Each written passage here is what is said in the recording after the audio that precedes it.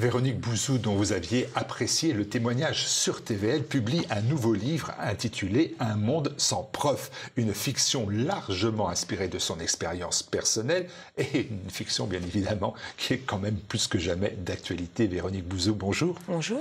Merci d'être venue défendre votre ouvrage. La fiction dans le livre est bien présente puisque dès le début, en exergue de l'ouvrage, il y a une France qui est totalement à l'arrêt pour une durée que l'on pense indéterminée. Une seule question se pose, pour quelle raison? Et une seule certitude, tout a commencé dans une salle de classe. Tout à fait, j'ai voulu un petit peu planter le décor, imaginer un monde dans lequel les professeurs auraient déserté en fait leur salle de classe. Et je pose la question, donc pourquoi? Pour quelle raison? Et donc j'ai imaginé plusieurs personnages fictifs, ils sont 10, des professeurs de fiction qui s'inspirent largement de mon expérience et pour lesquels il va arriver un certain nombre d'aventures. Et alors je ne vais pas dévoiler, révéler ce qui leur arrive, mais ils vont être confrontés à pas mal de difficultés et ils vont prendre des décisions radicales pour la plupart d'entre eux. On va en parler. Je rappelle bien évidemment que vous êtes professeur de français en région Oui. parisienne. Alors il y a dans l'ouvrage la mise en cause du recrutement des professeurs. Vous affirmez que le ministère de l'Enseignement a cet état d'esprit: mieux vaut un mauvais prof que pas de prof du tout. Et à travers donc des job dating, c'est-à-dire des recrutements express, vous mettez le doigt sur l'effondrement qualitatif du corps professoral et sur un phénomène qui est plus général, celui de la décompétence. Oui, de plus en plus de professeurs sont recrutés via le recrutement express, pour ne pas dire job dating, ou le bon coin même. Donc ce sont des professeurs qui n'ont pas toujours les connaissances et les compétences requises pour enseigner devant les élèves. Et donc au jour le jour, ils doivent se retrouver dans une classe. Et pour certains d'entre eux, même des professeurs des écoles, ils ne maîtrisent même pas l'orthographe. Donc ils écrivent au tableau des textes remplis d'erreurs. Donc comment voulez-vous qu'on puisse inculquer aux plus jeunes la maîtrise de l'écriture, du calcul, quand ceux-là même qui sont censés leur enseigner donc lesdites connaissances sont eux-mêmes dépourvus de celles-ci. Vous évoquez même le cas, peut-être fictif, de parents d'élèves qui voient que leurs enfants ont eu des fautes d'orthographe à la dictée, et en fait il n'y avait pas de faute, c'est parce que le professeur qui corrigeait trouvait que le mot vin s'écrivait V-I-N plutôt que V-I-N-G-T, pour faire simple. Oui, il se plaignait auprès du directeur d'école, mais le directeur d'école ne pouvait rien leur dire puisqu'il manquait terriblement d'enseignants. Et donc il était lui-même débordé. C'est un professeur qui a même été, dans mon livre, j'imagine qu'il est totalement débordé, il doit gérer énormément de problèmes, et donc il gère les problèmes les uns après les autres, et tant pis pour quelques erreurs d'orthographe, parce que lui-même non plus n'a pas d'enseignant sous la main, sachant qu'il y a quasiment plus de remplaçants. C'est-à-dire que concrètement, pour devenir professeur de français par exemple, quel est le cursus normal et quel est celui qu'on pourrait obtenir aujourd'hui par ces séries de recrutement express? Quand j'ai commencé à enseigner, moi j'ai dû passer un concours, le CAPES, ce qui est toujours le cas aujourd'hui. Alors beaucoup aujourd'hui de jeunes passent par des maîtrises et ensuite passent ce concours de recrutement. Donc c'est quand même bac plus 5, voire 6, et après on peut avoir des concours plus compliqués comme l'agrégation. Mais le recrutement express, ça peut être des professeurs qui ont passé une licence ou même qui n'ont pas tellement de diplôme, qui ont quelques compétences dans un domaine et qui tentent leur chance et qui disent voilà, j'ai quelques notions, j'aime bien l'histoire, donc allons-y gaiement, je vais être professeur d'histoire. Et moi j'en ai vu passer certains professeurs, ils durent pas longtemps parce que devant les élèves qui sont pas toujours faciles, en fait ils se laissent déborder. Et quand vous n'avez pas justement les compétences et le bagage culturel pour transmettre des connaissances, ensuite vous vous laissez vite déborder, les élèves chahutent et vous êtes totalement incapable de maintenir un semblant d'autorité dans votre classe. Et l'autorité, elle naît de la compétence que l'on a en face de soi, et les élèves reconnaissent cette compétence néanmoins, quoi. Donc plus on est compétent, plus ils ont tendance à se taire. Oui, oui, tout à fait, parce qu'on a quand même un programme qui est sérieux, on sait exactement quelles tâches il faut leur donner pour progresser. Et donc quand vous improvisez en permanence et que vous n'avez aucune connaissance, c'est compliqué. Ah, vous dites que la crise des vocations, elle est sans précédent, ce qui explique ce recrutement express. Comment expliquer cela? Et j'ai noté, professeur, que souvent vos syndicats, ceux qui vous représentent, avancent des raisons économiques, souvent d'ailleurs très justifiées, les salaires, pour faire simple. Et vous allez beaucoup plus sur l'idée de la perte de l'autorité. On le voit à travers un personnage, un de vos 10 personnages, qui s'appelle Rachel, quoi. Est-ce que tous les professeurs sont concernés là aussi par cela? On est tous concernés, même quand on a beaucoup d'ancienneté, on est toujours concerné un jour ou l'autre par le problème d'autorité. Parce qu'on est livré à nous-mêmes. Quand il y a le chahut dans une classe ou quand un élève ne veut pas obéir, même ne veut pas être sanctionné, eh bien, parfois les parents aussi s'y mettent et viennent contredire votre jugement. C'est-à-dire remettre en cause une heure de retenue. Et à partir de là, il y a un engrenage qui peut s'enchaîner. C'est-à-dire que vous êtes livré à vous-même et on vous montre du doigt. Si un professeur a du mal à tenir une classe, ça va être de sa faute. Il manque en fait d'autorité, il n'est pas capable. On va jamais remettre en question en fait un élève qui chahute. On peut très bien maintenir une autorité dans une salle de classe avec 25 élèves, avec 28 élèves, mais si on a 2 qui refusent de travailler et qui sèment la terreur, eh bien ces 2-là vont empêcher en fait le bon fonctionnement du cours. Et sachant qu'on demande souvent aux enseignants de jamais exclure d'élèves, eh bien, il se retrouve livré, encore une fois, à lui-même, et il va devoir parfois se justifier. Et donc c'est le pas de vague qui domine. D'ailleurs aujourd'hui sort un film, Pas de vague. J'ai vu la bande-annonce, ça m'a l'air tout à fait crédible. Je vais aller le voir. Je pense que le réalisateur a dû s'inspirer du réel. D'ailleurs, même dans mon livre, il y a un professeur qui est victime d'un pas de vague, qui est victime d'un harcèlement. Une élève qui va le dénoncer à tort. Et il va devoir, pareil, il est jeté en pâture aux médias, il va devoir se défendre tout seul. Des cas que l'on rencontre souvent dans la presse, qui sont rapportés par la presse. Et il y a quand même tout au long de l'ouvrage, je reste sur cette notion-là, la charge contre les parents. On a l'impression qu'ils sont incapables d'élever leurs enfants, mais ça c'est peut-être de tout temps. Mais par contre, le phénomène que vous décrivez, c'est le manque de considération à l'égard des enseignants. Et là, c'est la même question. Est-ce que c'est partout le cas? Et qu'est-ce qu'on fait concrètement? Est-ce qu'on retire les parents de leur responsabilité dans l'enseignement? Est-ce qu'on crée des conditions où ils sont plus en contact avec les professeurs? Est-ce qu'on revient à ça? Enfin, quelle est la solution? Moi, je pense que c'est plutôt aux parents d'éduquer et aux professeurs d'instruire. Je pense que le mot éducation nationale, d'ailleurs, peut-être pourrait être changé en instruction nationale. Selon moi, le rôle premier d'un professeur, c'est d'instruire ses élèves. Or, quand vous avez des élèves qui ne savent même pas dire bonjour en début d'heure, ou qui se tiennent mal, ou qui vous répondent mal, vous vous dites qu'il y a un problème d'enseignement. C'est-à-dire qu'il y a un problème, d'éducation parentale. Alors, je ne jette pas la pierre sur tous les parents. Il y a des parents qui savent très très bien éduquer leurs enfants, et certains d'entre eux tentent de faire ce qu'ils peuvent, mais sont parfois complètement découragés parce qu'ils font de leur mieux et eh bien leurs enfants ne se comportent pas de la même manière chez eux qu'à l'école. Mais c'est vrai que ce que je déplore, c'est quand certains parents remettent en question en permanence en fait les sanctions. C'est-à-dire ça ne se fait pas, vous n'avez pas le droit de mettre une mauvaise note à mon enfant, vous lui avez mis 0 en dictée alors que il a quand même écrit, c'est pas vrai, vous lui avez dit qu'il n'avait pas lu le livre mais il l'a lu, vous avez dit que mon fils avait bavardé en classe mais il m'a assuré qu'il n'avait pas bavardé.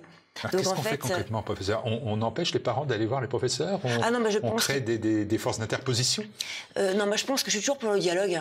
En fait, il faut dialoguer, mais il faut absolument qu'on soit soutenu par une hiérarchie. C'est-à-dire que quand on pose une sanction, il ne faut pas que le chef d'établissement vous dise on va s'expliquer avec le parent, c'est la parole de l'élève contre la parole du professeur. Je pense que le professeur doit rester le maître dans sa classe, ce qui n'empêche pas un dialogue. En fait, c'est un juste milieu. En revanche, tout doit se faire dans la bonne humeur et dans le respect mutuel. C'est-à-dire que moi, je peux accepter des parents une discussion quand on ne vous insulte pas ou quand on ne se met pas à vous manquer, à tenir des propos orduriers. C'est le cas parfois. Et alors pareil, ce qui s'est passé, ça peut aller très loin, puisque quand des parents mentent sur ce que vous avez pu faire, ça peut conduire parfois à des drames. L'affaire Samuel Paty, c'est quand même parti d'une diffamation, une élève qui a menti, le parent qui a cru l'élève, qui n'est pas allé discuter avec le professeur, et on sait ce qui s'en est suivi. Donc, je pense que c'est quand même important que le professeur, encore une fois, reste maître dans son cours, ce qui n'empêche pas la discussion. Mais quand un professeur pose une sanction, elle doit être d'emblée acceptée. Véronique Bouzou, vous poursuivez dans votre analyse pour expliquer en fait cette désaffection autour de ce qui fut peut-être le plus beau métier du monde, et vous trouvez à travers un personnage qui s'appelle Thibaut une explication, alors là qui est très tabou, il faut bien le dire, c'est l'impact de la crise sanitaire sur l'enseignement, sur les enfants, sur les enseignants et bien évidemment sur les parents. Oui, là j'ai imaginé un professeur qui refusait de porter le masque, qui décide de prendre une visière à la place. C'est vraiment... le port du masque pour moi a été terrible. D'ailleurs j'ai songé à quitter l'éducation à ce moment-là, alors que je n'avais jamais songé auparavant à démissionner. Je trouvais que c'était Je vais vous dire ce qu'on vous aurait dit sur le plateau de BFM, mais il fallait protéger les enfants. Oui, protéger les enfants qui s'empressaient de retirer leur masque à la sortie des établissements scolaires et de se faire la bise joyeusement. Donc, une minute après avoir quitté les grilles du collège. Donc non, c'est une aberration. Tous les journalistes des plateaux télé qui justement disaient qu'il fallait porter le masque ne le portaient pas eux-mêmes. Un enseignant parle à longueur de journée devant un public et ça a été une vraie souffrance. Autre aspect du déclin de l'enseignement, il touche les élèves eux-mêmes qui s'adonnent à un mal profond que vous avez intitulé par un néologisme, l'aquabonisme, une répartie qui sonne le glas de toute velléité de transmission. L'aquabonisme, c'est quoi? Oui, enfin, c'est-à-dire que ce que je dis aux élèves, c'est que ça ne me dérange pas qu'ils manquent de connaissances. Je suis là pour leur transmettre des connaissances et je suis d'ailleurs disposée à répondre à toutes leurs questions. Et ce qui est désespérant, c'est quand ils vous disent « Oh, faut apprendre, oh, il faut étudier cet auteur, il est mort ». Et donc, moi, je ruse, je travaille énormément mes cours pour qu'ils puissent s'intéresser même à des notions un petit peu plus compliquées. Ça finit par fonctionner, mais je dépense énormément d'énergie dans mes cours. À la fin d'une heure, moi je suis fatiguée. À la fin de la journée, j'ai besoin de me ressourcer un petit peu. C'est comme un comédien qui présenterait une pièce de théâtre. Quand vraiment vous vous donnez à fond dans ce métier, aujourd'hui pour intéresser les élèves, c'est compliqué. Non, les élèves s'interrogent beaucoup sur leur devenir, sur leur orientation, et le problème c'est ils ne s'intéressent plus à grand chose, hormis aujourd'hui les réseaux sociaux, les téléphones portables, les écrans, tout doit aller vite.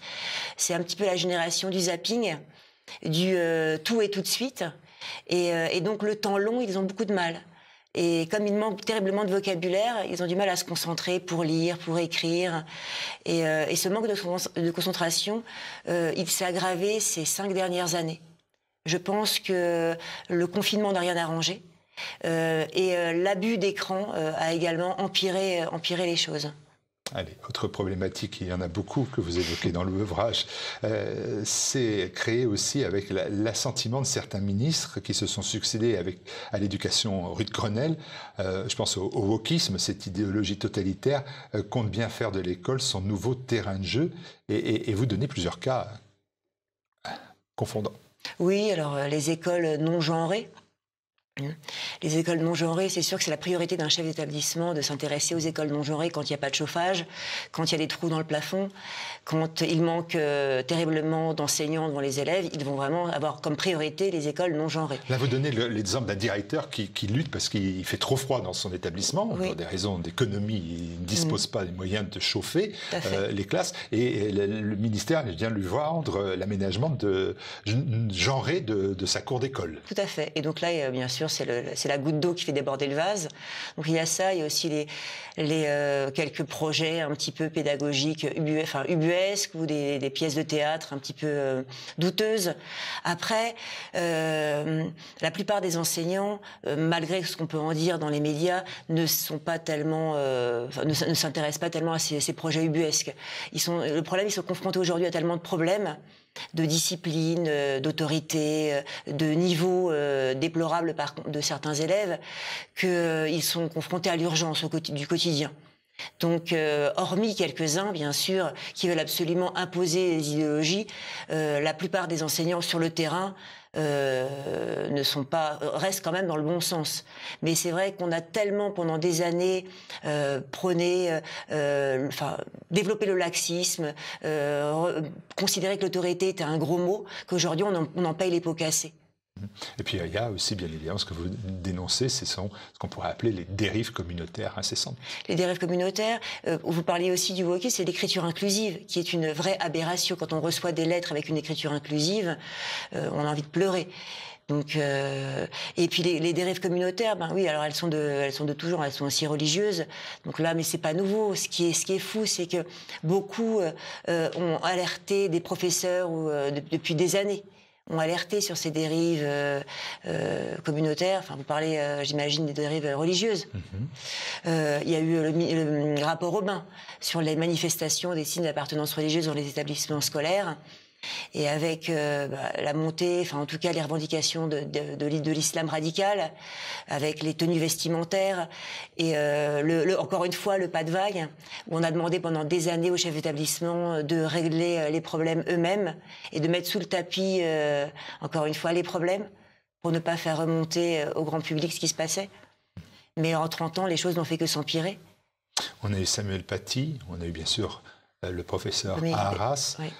On a aujourd'hui un proviseur, celui de Maurice Ravel dans le 20e arrondissement, qui est confronté à cet extrémisme islamiste et qui décide de démissionner. On est vraiment dans votre ouvrage chaque jour. Oui, après on n'y pense pas tous les jours. Quand on est devant les élèves, moi je suis professeur de français, donc j'ai peut-être moins de soucis que certains professeurs d'histoire qui s'autocensurent. Je me suis toujours refusée de m'autocensurer. Quand je travaille avec mes élèves sur certains textes, je vais jusqu'au bout de ma démonstration. Les élèves... Vous avez un cas précis de difficulté d'acceptation d'un texte ou d'un auteur par l'ensemble de vos élèves? Il y a eu, surtout quand on aborde en troisième, on aborde en classe de troisième la Seconde Guerre mondiale, et donc les textes font référence à toute l'époque avec le nazisme, et donc on sent quand on aborde la question de l'antisémitisme, certains se taisent, mais parfois c'est un silence assourdissant. C'est-à-dire que si je leur demande exactement ce qu'ils pensent sur certains sujets, je pourrais avoir des surprises. Maintenant, quand ils sont allés voir le film Une vie de Simone Veil, il n'y a pas eu de ricanement dans la classe. C'est-à-dire qu'ils sont capables aussi d'écouter. Quand on leur explique l'histoire posément et qu'on arrive à leur démontrer qu'il faut pas tomber dans certains propos extrêmes, ils écoutent. Enfin, ils essayent en tout cas. J'ai l'impression que le devoir de l'adulte et du professeur est quand même de ne pas s'autocensurer. Mais je sais que j'ai des collègues d'histoire qui évitent d'aborder la question du conflit israélo-palestinien, pour ne pas avoir de problème dans leur salle de classe. Sans parler même des caricatures. Mais comment voulez-vous que les professeurs aient envie de prendre tous les risques quand ceux-là même qui sont censés les protéger ne font rien? Le professeur n'est pas un punching ball. L'école, c'est le microcosme de la société. Il faut pas se leurrer. Ce qu'on vit dans la société aujourd'hui, on le vit à l'école. Et c'est sous forme de loupe, puisque tout est accentué. Donc, ces dernières années, j'ai pas eu de problème avec mes textes, mais il y a longtemps de cela, j'avais fait étudier la symphonie pastorale d'André Gide, et je me souviens, sur la couverture du folio, il y avait une croix. Il y avait un élève qui m'avait demandé pourquoi il y a une croix, on était dans une école laïque. Voilà, j'avais expliqué que la France était chrétienne. Que c'était la fille aînée de l'Église et que on avait une culture et une histoire. Et quand j'avais dit ça, c'était allé. Enfin, il n'y avait pas eu de souci. C'est-à-dire que quand on affirme en fait notre identité, je crois qu'on est davantage respecté. La laïcité, oui, mais elle ne doit pas servir de cheval de Troie aux revendications de certains extrémistes. Il faut affirmer notre identité, notre histoire, notre langue. C'est important. On sera respecté que comme ça. Et d'ailleurs, il faut donner aussi envie aux jeunes qui viennent de pays étrangers leur donner envie d'aimer notre histoire et puis leur donner des figures, des modèles. Parce que si certains sont allés rejoindre le djihad, et certains le font encore aujourd'hui, c'est qu'ils ont besoin d'adrénaline.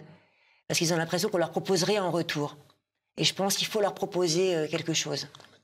Est-ce que vous êtes aidé par vos ministres, Ruth Grenelle? J'ai noté quand même, je vois votre sourire, depuis 2017, ils sont 5 à s'être succédés Ruth Grenelle, dont Madame Oudéa Castéra, elle qui a battu encore, elle est restée 28 jours, je crois. Est-ce qu'il y a un ministre qui sort du lot? Au moins dans cette... gouvernement Macron. Je pense qu'elle sort du lot, comme dirait un certain Michel Audiard, c'est une synthèse, à elle toute seule. Quand elle a dit qu'il fallait créer de l'émulation dans les salles de classe et que justement il fallait être nombreux dans les salles de classe pour éviter de s'ennuyer, je pense qu'elle a confondu un stade olympique à une salle de classe. Je veux dire, quand on a trop d'élèves dans une salle de classe, c'est plutôt le bordel que le calme. Donc non, aujourd'hui, vous avez des ministres qui passent de l'agriculture au ministère de l'Éducation, puis à la justice, qui n'y connaissent rien. Le temps qu'ils prennent connaissance des dossiers, ils sont déjà plus là. Donc non, c'est d'ailleurs, enfin c'est aberrant. Qui dirige en fait? Qui dirige l'enseignement? Qui dirige Sont les recteurs, sont les proviseurs, sont les élèves. Qui dirige disons que je dirais que c'est pour ça que je compare l'école à un grand Titanic. Je pense que sans des professeurs motivés, idéalistes, qui tiennent à bras le corps le bateau école, le bateau aurait déjà coulé. Et d'ailleurs, je pense que les ministres, justement les recteurs, comptent sur notre professionnalisme, savent que si on démissionne pas, si on reste, si tous les professeurs ne démissionnent pas et si on est là, c'est que on a une exigence vis-à-vis de nos élèves, qu'on ne veut pas les abandonner. Ils le savent très bien, tout ça. Et aujourd'hui, on a comment dire, on nous donne des ordres plus ou moins complètement contradictoire. Là, avec les groupes de niveau qui doivent se mettre en place, c'est vraiment l'usine à gaz. Ça déstabilise au collège, c'est du grand n'importe quoi. Il s'agit pas du tout de classes de niveau, d'ailleurs. Enfin, ça va être des groupes avec... je vais pas rentrer dans les détails tellement ça donne mal à la tête. Mais c'est contre-productif, ce qu'ils sont en train de mettre en place. Il y aurait des solutions bien plus faciles à mettre en œuvre. Il me faudrait 1 heure pour les expliquer, mais elles sont faciles. Et là, on marche sur la tête. Donc, dans mon livre, d'ailleurs, j'ai intitulé le ministre Adrien Deume. Donc Adrien Deume, c'est le personnage de Belle du Seigneur.